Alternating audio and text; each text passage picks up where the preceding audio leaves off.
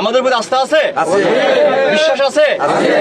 যদি আস্থা বিশ্বাস থাকে আমাদের সাথে আপনারা থাকবেন। এখন আমি আপনাদের উপস্থিতি আমাদেরকে অনেক বেশি কি সাহস শক্তি দুটোই জুগিয়েছে, কিন্তু এটা আমাদের সবসময় প্রয়োজন। আপনারা সকাল থেকে আমাদের সাথে ছিলেন, আমরা খুব খুশি, ফাইন।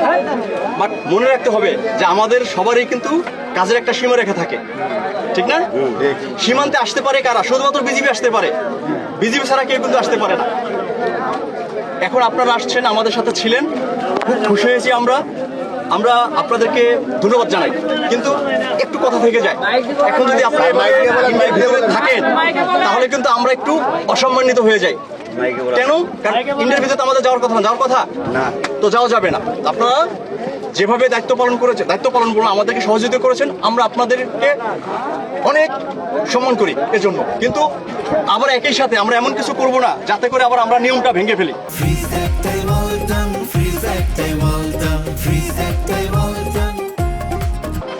আমাদের দেশে কি অন্য কোনো দেশের মানুষের আসার কথা না, তাদের আসার সুযোগ নেই। একইভাবে আমরা যারা বাংলাদেশি তাদের কিন্তু ইন্টারন্যাশনাল বাউন্ডারি ক্রস করার অধিকার নাই। তো আমরা অনেক সময় ভুল করে ফেলি না, এই ভুলটা করা যাবে না, ঠিক আছে?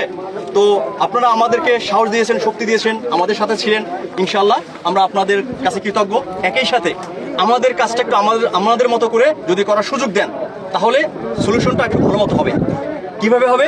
আমরা তো অনেক কিছু জানি, প্রসেস জানি, ঠিক না? যেটা আপনাদের জানার কথা না, কারণ আমাদের ট্রেনিং করা হয়েছে এইভাবে।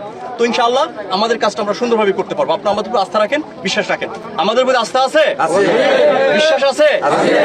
যদি আস্থা বিশ্বাস থাকে আমাদের সাথে আপনারা থাকবেন। এখন আমি আপনাদের অনুরোধ করব, একটু এই ইন্ডিয়ার এলাকার কাছ থেকে আমাদেরকে দূরে চলে যেতে হবে। আপনারা বাসায় চলে যান, যখন প্রয়োজন হবে আবার আপনারা আসবেন, কিন্তু এখন আর আপাতত দরকার নাই। কারণটা কি?